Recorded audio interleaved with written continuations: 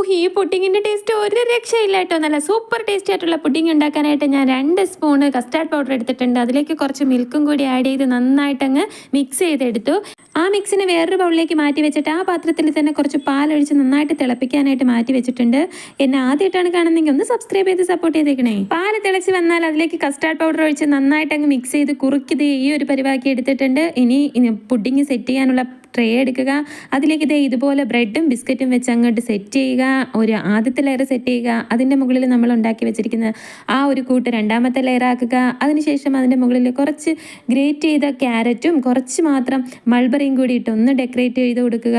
അതിൻ്റെ മുകളിൽ വീണ്ടും അടുത്തൊരു ലെയർ ബിസ്ക്കറ്റും ബ്രെഡും വെച്ചിട്ട് സെറ്റ് ചെയ്യുക. അതിൻ്റെ മുകളിൽ വീണ്ടും നമ്മൾ ഉണ്ടാക്കി വെച്ചിരിക്കുന്ന കസ്റ്റാർഡ് മിക്സ് കൂടി ഒഴിച്ച് വീണ്ടും ക്യാരറ്റും കൂടി ഇട്ട് മുകളിൽ കുറച്ച് ബൂസ്റ്റ് കൂടി തൂകിയിട്ട് അതിൻ്റെ മുകളിൽ നമുക്ക് അതിൻ്റെ മൾബറിയും കൂടെ വെച്ച് ഡെക്കറേറ്റ് ചെയ്യാവുന്നതാണ്. നല്ല സൂപ്പർ ടേസ്റ്റി ആയിട്ടുള്ള കസ്റ്റാർഡ്